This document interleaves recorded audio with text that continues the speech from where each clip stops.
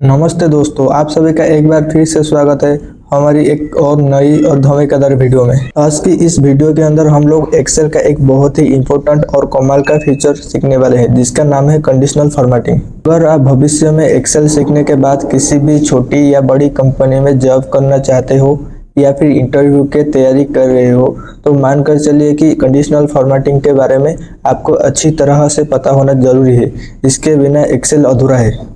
Conditional formatting का असली इस्तेमाल क्या है, तो चलिए सबसे पहले हम बहुत ही सरल शब्दों में बात करते हैं कि आखिर इस कंडीशनल फॉर्मेटिंग का इस्तेमाल करके आप एक्सेल के अंदर क्या जादू कर सकते हैं। देखिए, इसका सीधा सा काम यह होता है कि आप अपने किसी भी बड़े से बड़े डेटा को किसी खास कंडीशन या शर्त के आधार पर हाईलाइट करा सकते हैं। अब इसे अच्छे से समझने के लिए मैं आपको एक छोटा सा लाइव एग्जाम्पल दिखाता हूँ। यहाँ स्क्रीन पर देखिए, इस पूरे डेटा के अंदर हमने पहले से ही कंडीशनल फॉर्मेटिंग का अप्लाई करके रखा हुआ है। और मैजिक देखिए, जैसे ही यहाँ पर मैंने बॉक्स से किसी भी प्रोडक्ट का नाम बदलता हूँ वैसे ही हमारे मेन डेटा में से वो पर्टिकुलर प्रोडक्ट ऑटोमेटिकली अलग कलर से हाईलाइट हो जाता है। यहाँ पर हमने थोड़ा सा एडवांस तरीका इस्तेमाल किया है।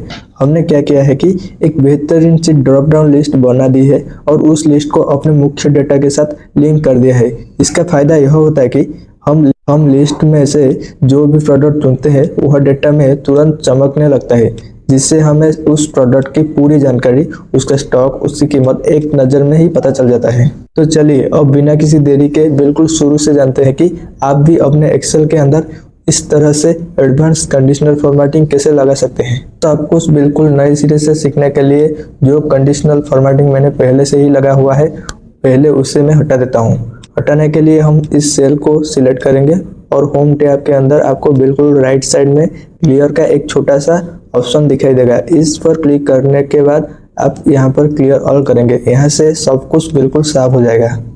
अब सबसे पहला काम आपको यह करना है कि स्क्रीन पर दिख रहे फॉर्मेट की तरह आपको भी एक डेटा तैयार कर लेना है। डेटा बनाना बहुत ही आसान है।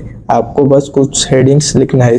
जो हेडिंग्स मैंने यहाँ लिखा है आप भी वही लिख सकते हैं, जैसे कि product ID, product name, category, price and stock.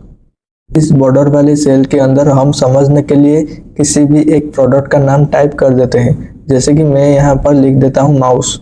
अगर आप यहाँ कुछ नहीं भी लिखते हैं तो भी फॉर्मूला काम करता है, लेकिन लिख लेने से चीज़ें समझने में थोड़ा आसानी हो जाता है।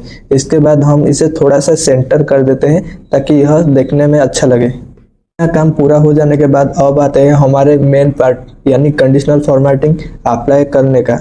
इसके लिए आपको यह स्टेप बहुत ही ध्यान से देखना होगा।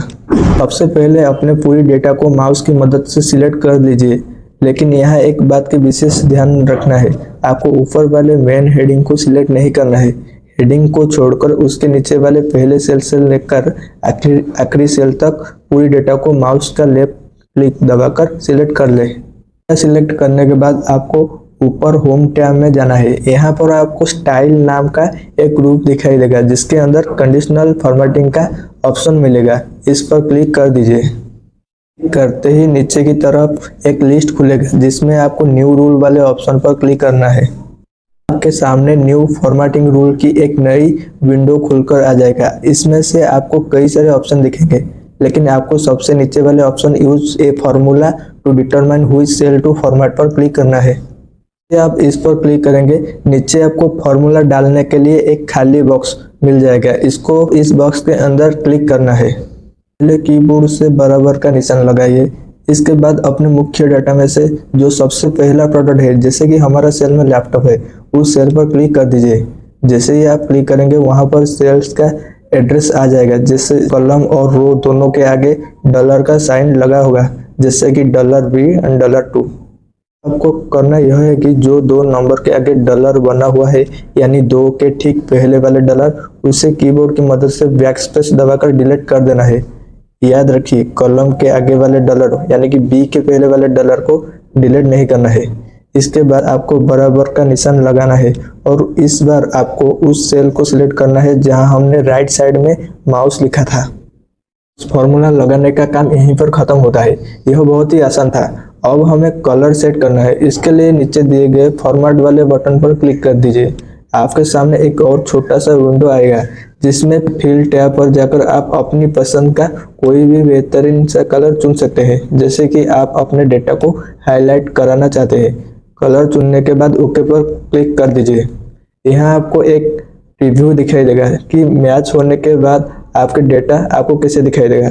अब वह फाइनल काम करना है, नीचे दिए गए ओके बटन पर क्लिक कर दीजिए। ये आप ओके करेंगे, आप जादू देख सकते हैं। उस बॉक्स में माउस लिखा हुआ है, इसलिए हमारे पूरे डेटा में माउस वाले लाइंस ऑटोमेटिकली हाईलाइट हो चुके हैं। अगर मैं उस बॉक्स में माउस शब्द को डिलीट कर देता हूं तो आप देखिए कि कोई भी डेटा हाईलाइट नहीं हुआ है। चलो एक बार फिर से चेक करते हैं। और मैं यहाँ पर टाइप करता हूँ कीबोर्ड और बाहर कहीं भी क्लिक करता हूँ तो देखिए सारे कीबोर्ड वाले रिकॉर्ड्स तुरंत हाईलाइट हो गए हैं। यानी हमारा फॉर्मूला बिल्कुल परफेक्ट तरीके से काम कर रहा है। तो दोस्तों यहाँ तक तो हमने सीख लिया कि यह कैसे काम करता है, लेकिन बार बार कीबोर्ड से नाम टाइप करना थोड़ा बोरिंग और टाइम टेकिंग हो जाता है। इससे और भी ज़्यादा प्रोफेशनल और एडवांस बनाने के लिए हम यहाँ पर एक ड्रॉप डाउन लिस्ट बना सकते हैं, जिससे आपको टाइप नहीं करना पड़ेगा, बस क्लिक करके सिलेक्ट करना होगा। यहाँ एक अच्छी बात यह है कि आप कंडीशनल फॉर्मेटिंग लगाने से पहले भी ड्रॉप डाउन बना सकते हैं और लगाने के बाद भी। लिस्ट बनाने के दो तरीके होते हैं। चलो आज हम पहला तरीका सीखते हैं। सबसे पहले उस सेल को सिलेक्ट करें जहां आपको ड्रॉप डाउन लिस्ट चाहिए। हम वही बॉर्डर वाले सेल चुनेंगे। इसके बाद ऊपर मेनू बार में डाटा टैब पर क्लिक करें। यहाँ आपको डेटा टूल ग्रुप के अंदर डेटा वैलिडेशन का एक ऑप्शन दिखाई देगा, इस पर क्लिक कर दें।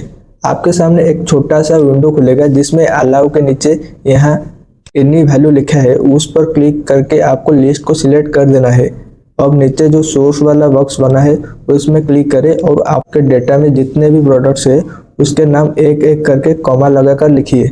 जैसे कि मैंने लिखा laptop comma mouse comma keyboard comma printer. आप जितने चाहे उतने नाम लिख सकते हैं। इसके बाद ओके पर क्लिक कर दीजिए। लीजिए आपका काम हो गया। अब आप देखेंगे कि उस सेल के बगल में एक छोटा सा तीर आ गया है, इस पर क्लिक करते ही सारे प्रोडक्ट्स की लिस्ट खुल जाएंगे। आप जो भी नाम चुनेंगे डेटा बिना टाइप किए आपके सामने हाईलाइट हो जाएगा। चलो अब हम दूसरा तरीका सीखते हैं, स्मार्ट रेंज सिलेक्ट करना। अगर आपके पास बहुत सारे प्रोडक्ट है और आप टाइप करना नहीं चाहते तो इसका एक और शॉर्टकट तरीका है। चलिए पहले पुराने लिस्ट हटा देते हैं। सेल को सिलेक्ट करें, डाटा वैलिडेशन में जाएंगे और नीचे क्लियर ऑल करके ओके कर देंगे तो डाउन हट जाएगा। अब दूसरा तरीका यह है कि आप एक्सेल शीट में कहीं भी साइड में या नीचे अपने सभी प्रोडक्ट के नाम की एक लिस्ट पहले से लिख कर रख लीजिए। फिर अपने मेन सेल को सिलेक्ट करें, डाटा टैब में जाए, डाटा वैलिडेशन खोलें और अलाउ में लिस्ट चुनें।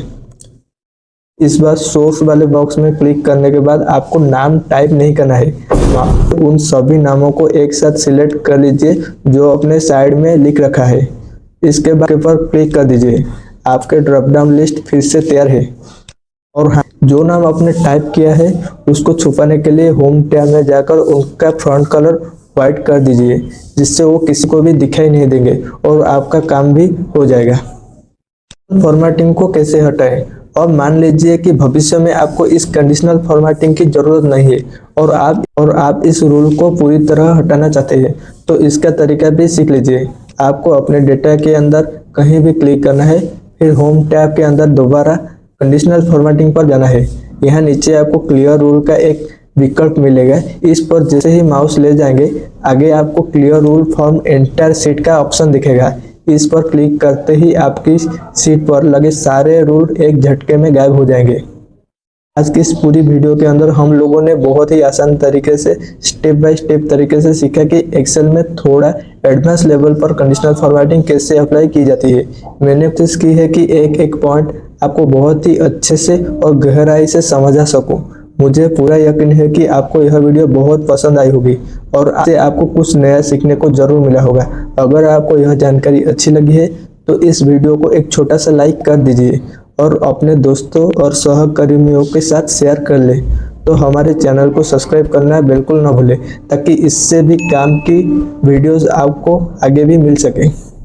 मन में एक्सेल को लेकर या इस टॉपिक को लेकर कोई भी सवाल या डाउट है तो बेझिझक इस वीडियो के नीचे कमेंट बॉक्स में कमेंट करके मुझसे पूछ सकते हैं, मैं अब जरूर करूँगा। मिलते हैं अगली एक और नई और यूज़फुल वीडियो में, तब तक के लिए सीखते रहिए, सिखाते रहिए।